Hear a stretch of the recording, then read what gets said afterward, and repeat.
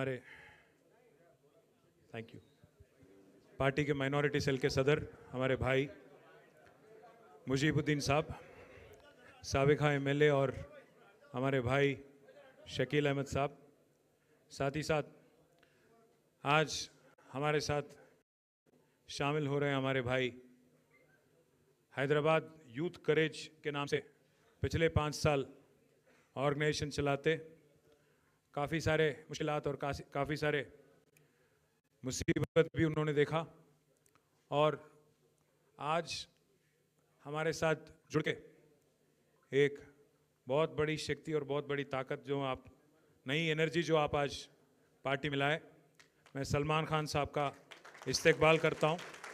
साथ ही साथ उनके वालिद साहब हकीम खान साहब और शहबाज खान साहब, यूनुस खान, आसिम खान साहब, गफ़ार खान साहब, मोहम्मद शरीफ, इरफान खान, अहमद खान, शोएब खान और जितने भी हमारे भाई हैं जिनका मैं नाम नहीं लिया हूँ, आप सबका भी मैं तहे दिल से शुक्रिया अदा करता हूँ, इस्तकबाल आपका भी करता हूँ, वेलकम करता हूँ।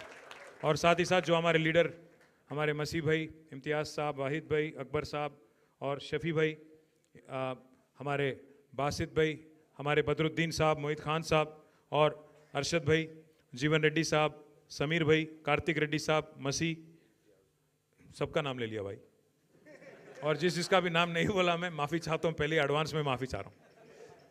भाइयों, अब तमाम नौजवानों से मैं भाई इतना ही कहना चाहता हूँ, कल रात में मेरी मुलाकात हुई सलमान से। मैं इससे पहले कभी मिला नहीं, पर एक दफ़ा शायद 1 साल पहले इनका एक मैसेज आया था मेरे फ़ोन में कि साहब मेरा नाम सलमान खान है, मैं हैदराबाद यूथ करेज करके एक ऑर्गेनाइजेशन है, इसको मैं चलाता हूँ, 10 एम्बुलेंस मैं डोनेट करने वाला हूँ, उसमें मैं आपको चीफ गेस्ट बुलाना चाह रहा हूँ बोल के इनका मैसेज था। मुझे खबर नहीं था, मालूम नहीं था, अंदाज़ा भी नहीं था कि सलमान खान कौन है, क्या है, हैदराबाद यूथ करेज क्या है, नहीं मालूम था। मैं माफ़ी चाहता हूँ, मैं झूठ नहीं बोलूँगा। तो मैं अपने टीम से पूछा कौन है भाई ये बच्चा, बोले साहब हम लोग थोड़ा चेक करके बताएंगे। फिर बाद में बोले अच्छा काम कर रहा साहब, बहुत अच्छा काम कर रहा, गरीबों की खिदमत करने की कोशिश कर रहे इन्हों। सलमान खान नौजवान लड़का है, शायद 30-35 के बीच में उम्र रहेंगी, काम तो कर रहे हैं, कोशिश तो कर रहे हैं। तो मैंने पूछा हमारे टीम से इरादा क्या है, कोई सियासी फ़ायदे के लिए कर रहे हैं, किस चीज़ के लिए कर रहे हैं? बोले नहीं साहब, लगता तो यही है कि खिदमत करने की कोशिश कर रहे हैं, पर बदकिस्मती वक्त का ये था, प्रॉब्लम था, इसीलिए मैं प्रोग्राम में तो शामिल नहीं हुआ, पर ज़रूर तब से मैं इनकी जितने भी एक्टिविटीज़ हैं सब पे मैं नज़र रख रहा हूँ, गौर कर रहा हूँ। और आज खुशी की बात यह है कि ये जो नौजवान लड़का है सलमान, इतना मैच्योरिटी के साथ आज जिन्होंने जो बात रखने की कोशिश की, एक ही बात में उन्होंने सब कुछ बोल दिया कि हमने बार बार मौका दिया कांग्रेस को और उन्होंने बार बार धोखा ही दिया हमको। ये बस एक सेंटेंस में कांग्रेस की हिस्ट्री, कांग्रेस की तारीख पूरा उन्होंने बता दिया।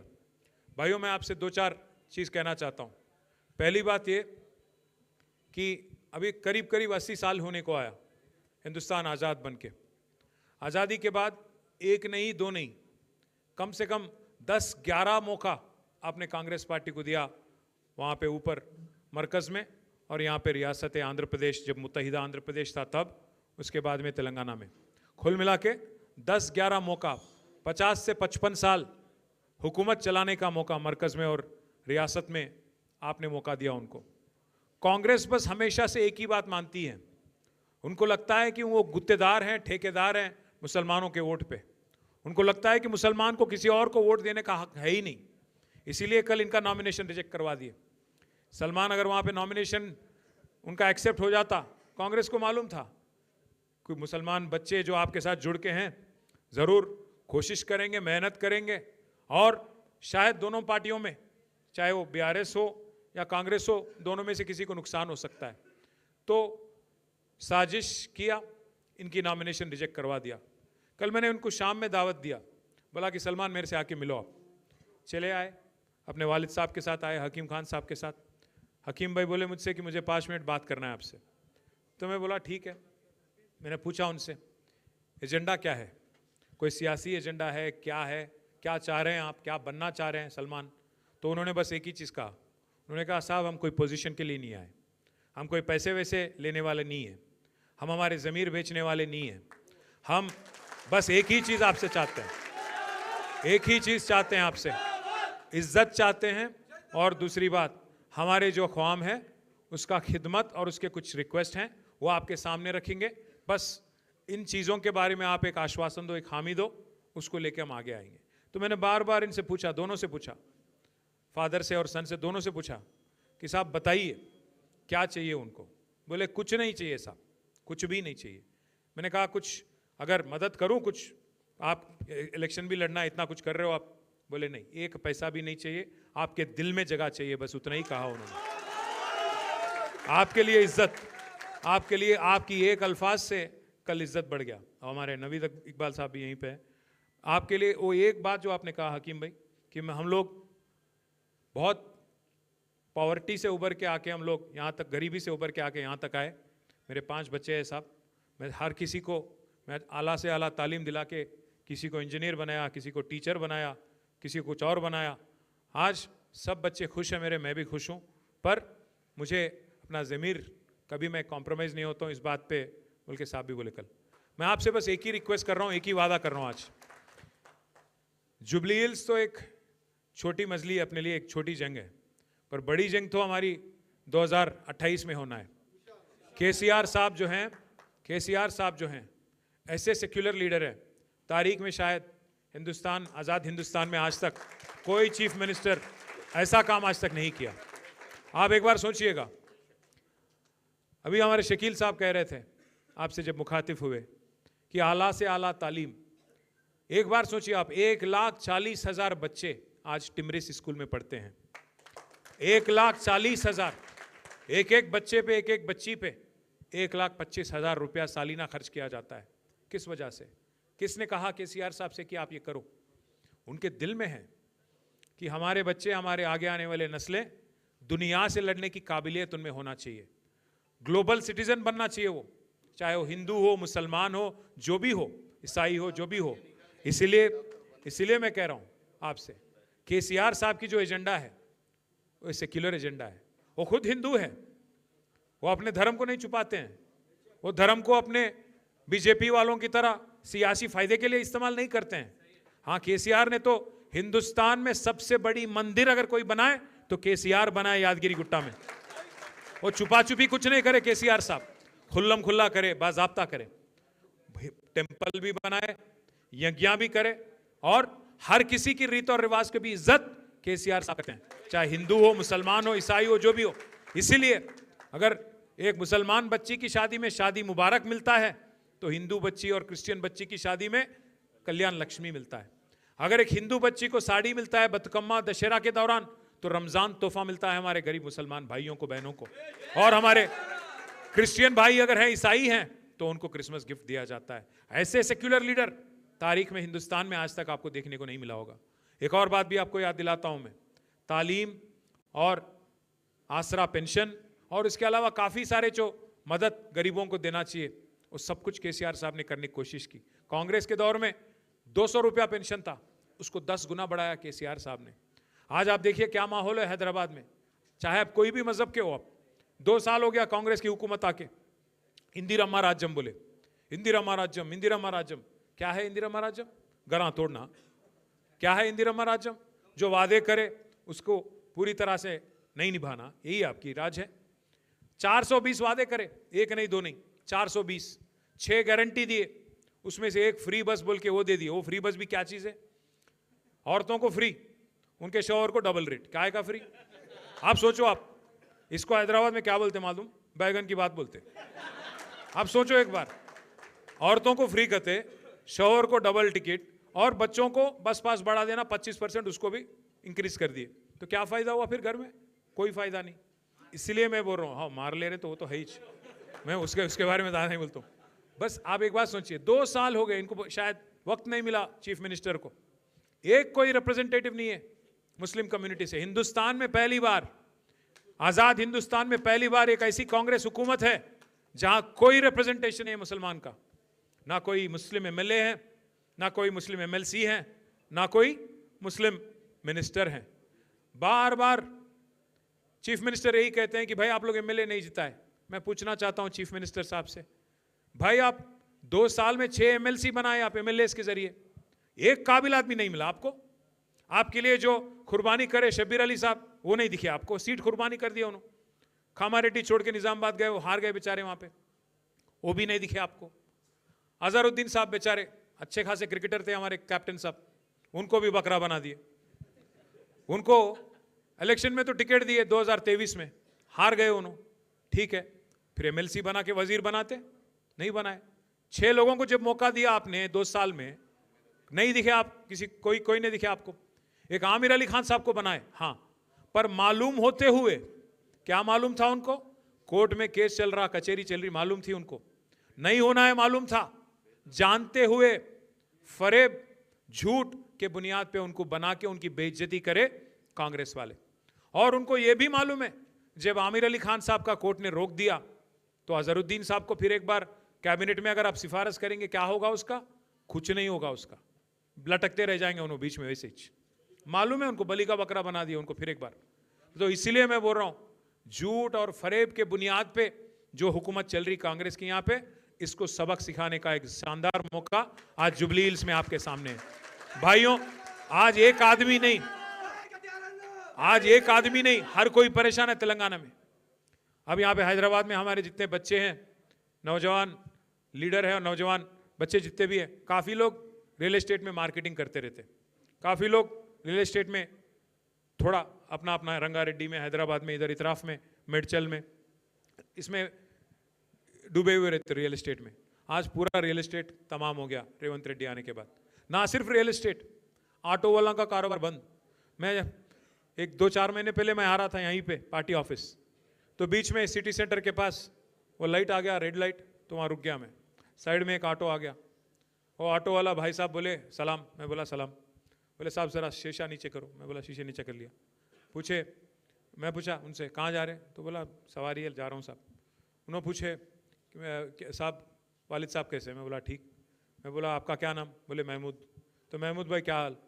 बोले बर्बाद है सब। और क्या हाल है? बर्बाद है। मैं बोला क्या हुआ? बोले जब से हुकूमत आई सब धंधा बंद साहब। इससे पहले 1000 रुपया कमाता था, 1000-1200 रुपया कमाता था पर दिन, आज 400-500 भी बहुत मुश्किल से मिल रहा साहब। तो मैं बोला क्या करेंगे महमूद भाई?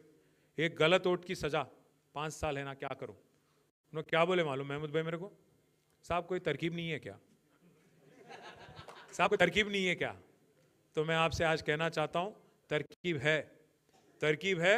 जुबली हिल्स में मुंह तोड़ जवाब दो, जमानत जब्त करो, कांग्रेस की जमानत जब्त करो, तब जाके एहसास होता है इनको, तब जाके पता चलता है इनको कि अवाम कितनी दुखी है, अवाम कितनी दर्द में है। आज कोई खुश नहीं है। खबरस्तान का मसला भाई ने उठाया, मैं आपसे वादा कर रहा हूं आज अगर हुकूमत नहीं मानती है, सीधा सीधा जिद्दोजहद करेंगे, जल्द से जल्द इनसे छीनने की कोशिश करेंगे, हासिल करने की कोशिश करेंगे। अगर हुकूमत नहीं मानती, 2 साल में हमारी हुकूमत वापस आ रही, केसीआर साहब फिर चीफ मिनिस्टर बनने वाले हैं। और मैं वादा कर रहा हूं आपको, वादा कर रहा हूं आपके साथ, पहले ही हफ्ते में जीओ निकालेंगे, आपको आपके हवाले कर देंगे, जो भी जमीन वहां पे है आपके हवाले करेंगे। और साथ साथ बड़े भाई, साथ साथ एक और बात भी कह रहा हूं, अगर वहां सरकारी जमीन नहीं मिलती, अगर प्राइवेट की जमीन भी है तो 2-4 एकड़ वहीं प्राइवेट की जमीन भी खरीद के आपको देना मेरी जिम्मेवारी है, ये मेरी जिम्मेवारी है। मैं भाइयों से मैं एक और चीज भी कह रहा हूं, हम ये वादा ऐसे ही हवा में नहीं कर रहे हैं। जो बगल में सनत नगर है वहां पे मैंने ही दिलवाया था, वहां पे 4 एकड़ जमीन हैदराबाद पब्लिक स्कूल की लेके खबरस्तान के लिए हम नहीं दिलवाया था, केसीआर हुकूमत ने दिलवाया था। अंबरपेट में हमारे एमएलए साहब यहीं पे थे अभी, वेंकटेश साहब, अंबरपेट में भी 5 एकड़ जमीन वहां पे भी दिलवाया था हमारी हुकूमत ने। साथ ही साथ हमारे महमूद अली साहब जो फॉर्मर डिप्टी चीफ मिनिस्टर भी हैं, साबिका रेवेन्यू मिनिस्टर भी हैं, उनके फर्जन हमारे भाई आजम भी यहाँ बैठे हुए हैं, उनके सदारत में 125 एकड़ जमीन, 125 एकड़ जमीन हमने रंगारेड्डी में और मेडचल में हमारे भाइयों के लिए बरील ग्राउंड, खबरस्तान और सिमेट्री के लिए, क्रिश्चियन और मुस्लिम के लिए 125 एकड़ जमीन देने वाली हुकूमत केसीआर हुकूमत है, एक नहीं दो नहीं। तो इसलिए भाइयों जुबली हिल्स में, हाँ मैं हकीम भाई को भी कल बोला था, हमारे जहन में आए नहीं, वरना कब का हो जाता है। ये भी कोई बड़ी बात नहीं है, कब का हो जाता।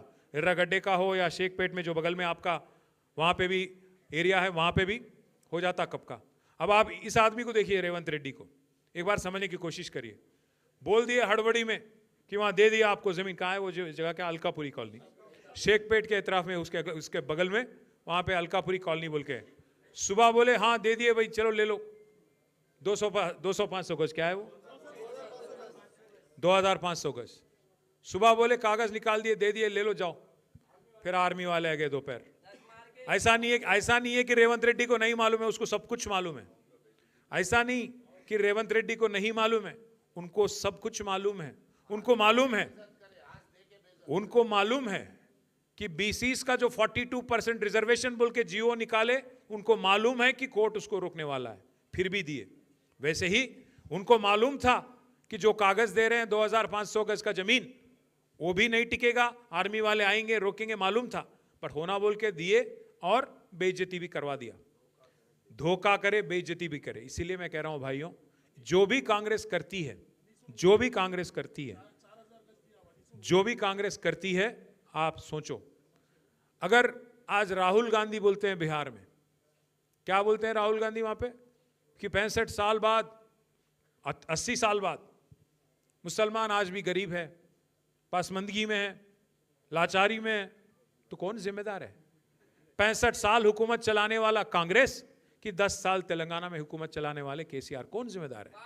आपको 10-11 मौका देने के बाद अगर आपकी नाकामी की वजह से, आपकी लापरवाही की वजह से अगर आज मुसलमान गरीब है, लाचार है, तो कौन जिम्मेदार है? किसको वोट देना चाहिए फिर? तो इसीलिए मैं भाइयों आपसे रिक्वेस्ट करता हूं, जुबली हिल्स में जो हो रही है ये इंसाफ की जंग है। आज 10 साल की केसीआर की हुकूमत आपके सामने है, क्यों काम हमने किया। शेखपेट की फ्लाईओवर आपके सामने है, घर घर में जो 20,000 लीटर मुफ्त में पानी दिया गया वो आपके सामने है, 24 घंटा जो बिजली जलती थी वो आपके सामने है। और हमारे गरीब भाई, जो गरीब हमारे भाई बहन है, जिनको 2000 का वजीफा आसरा पेंशन जो केसीआर ने दिया वो आपके सामने है। गरीब बच्चियों की शादी में जो शादी मुबारक 1 लाख रुपया दिया गया वो आपके सामने है। और 20-20 लाख देके माइनॉरिटी ओवरसीज स्कॉलरशिप,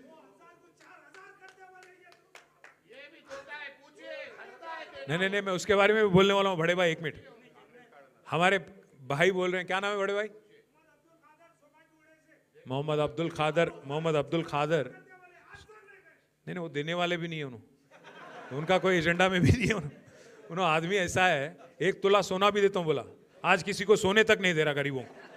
सोना नींद हराम कर दिया। उन्होंने कहाँ देगा सोना छोड़ो, उन्होंने रोल गोल्ड तक नहीं देता मैं क्या बोल रहा हूँ साहब, उनका एजेंडा बस एक ही था, हथेली में जन्नत दिखाओ, आवाम को गुमराह करो, गद्दी हासिल करो, सत्ता हासिल करो, बस उतना ही था। उसके बाद में आज लूटमार चल रहा। अभी मैं जब आने से पहले यहाँ पे एक प्रेस मीट करके आ रहा हूँ, आज मालूम है आपको क्या हो गया? एक ईमानदार ऑफिसर थे हमारे तेलंगाना रियासत में, जिनका नाम है सैयद अली मुर्तजा रिजवी। ईमानदार ऑफिसर, 99 बैच का आईएएस ऑफिसर है, बहुत ईमानदार, हमारे साथ भी काम कर चुके हैं। आज उनको मजबूरन 10 साल उनका सर्विस है, उनको मजबूरन आज वॉलंटरी रिटायरमेंट लेना पड़ा। पता है क्यों? क्योंकि रेवंत रेड्डी साहब को एक ख्वाब आया, उनके दामाद को, कि एक्साइज का टेंडर मेरे को चाहिए 500 करोड़ का।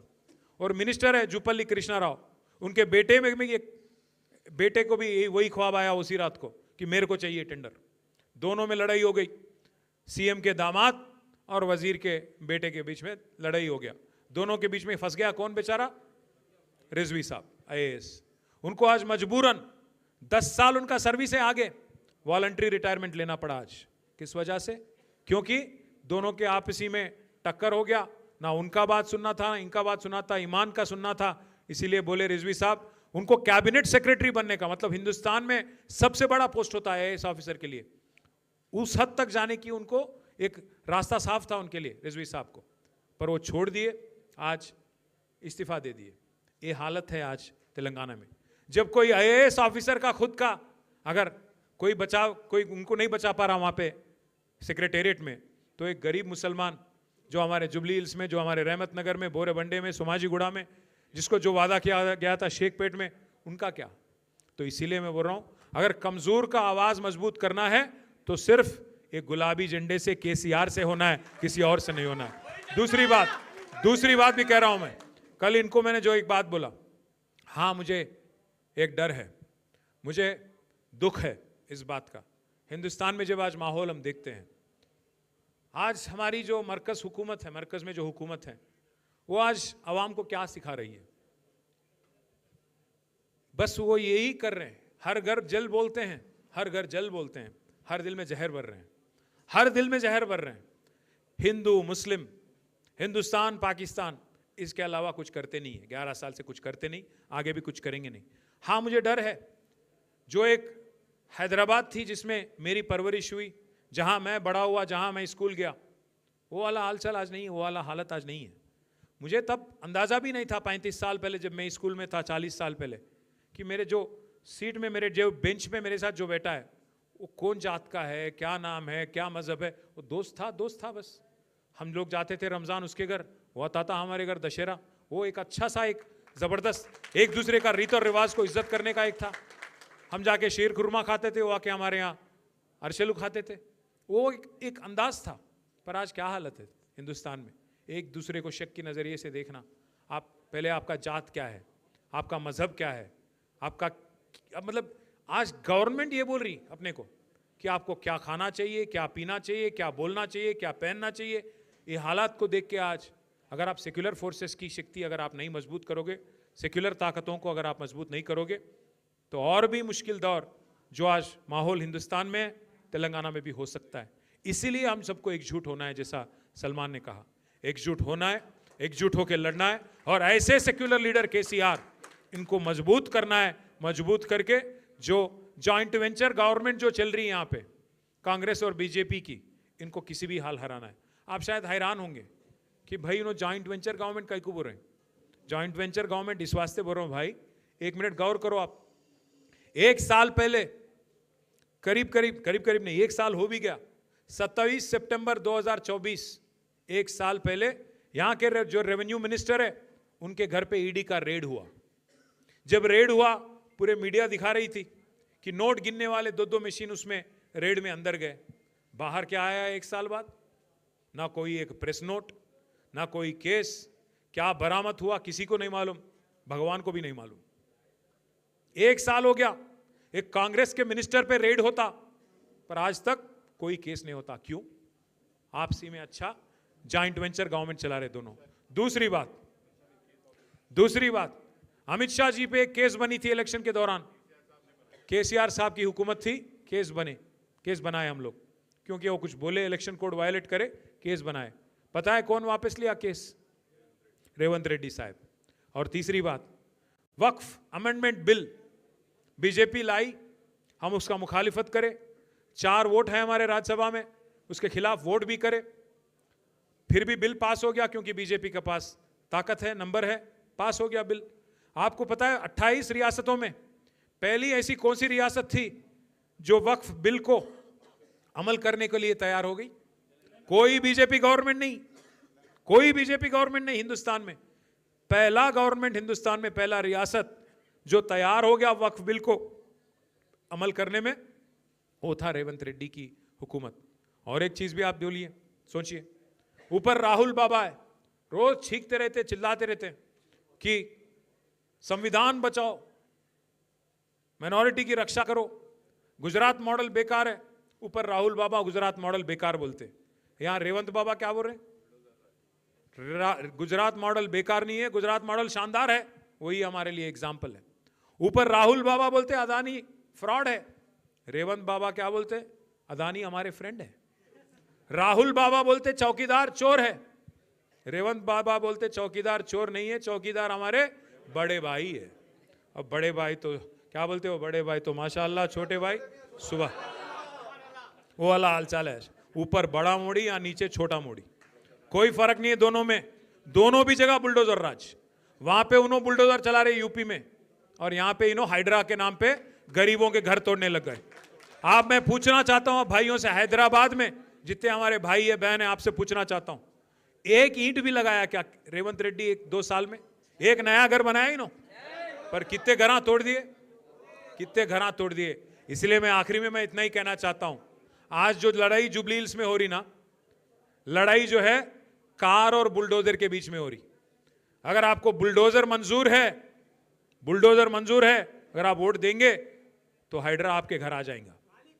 आप देख लो, उधर कार इधर बुलडोजर। अगर एक और तरीके से मैं बोलूं तो मैं इतना ही कह के बंद करूंगा, उधर कार है इधर बेकार है। आप सोच लो, कार हमारी है, बेकार रेवंत रेड्डी है। सबको 2 साल में सबको सबके साथ धोखा दिया, सबको धोखा दिया और सबको गुमराह किया।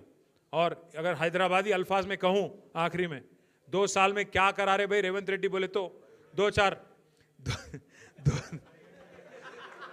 अरे इन्हों क्या क्या तो भी पूरे साइड में से क्या करा रहे भाई रेवंत रेड्डी बोले तो हमारे कार्तिक भाई बोले बैगन में मिला दिया करते। मैं बस इतना ही बोलूंगा। मैं एक अच्छा सा एक सोशल मीडिया में एक चीज़ देखा हूँ 2-4 दिन पहले। एक मुशीराबाद का बच्चा है, क्या नाम है उसका, आप हो, आप ही हो क्या, नहीं तो मुशीराबाद का एक बच्चा है, ज़बरदस्त एक रील बनाया, मैं देख के खुश हो गया। क्या किया, अरे भाई रेवंत रेड्डी बोलते, ऊपर केसीआर साहब का तस्वीर लगाए, नीचे रेवंत रेड्डी को ऐसे दिखा रहे, तेरा नाम लिया तुझे याद किया, बस उतना ही, और कुछ नहीं। 2 साल खोजते खोजते टाइम पास कर लिए, एक भी आवाम के लिए कुछ काम या कुछ खिदमत तो नहीं करे। फिर एक बार गुमराह करने के लिए, फिर एक बार तरक्की के नाम पे धोखा देने के लिए जुबली हिल्स की आवाम को फिर एक बार धोखा देने के लिए आ रहे हैं। इसीलिए भाइयों, आज सलमान के जुड़ने से, आज आप सबके जुड़ने से हमारी ताकत और बढ़ी, हिम्मत अफजाई हुई, आप सबका इस्तकबाल। और मैं वादा कर रहा हूँ, ये जो नौजवान बच्चा है, बहुत मैच्योर बच्चा है, इसकी हिफाजत, इसकी तरक्की मेरी जिम्मेदारी है। जय तेलंगाना।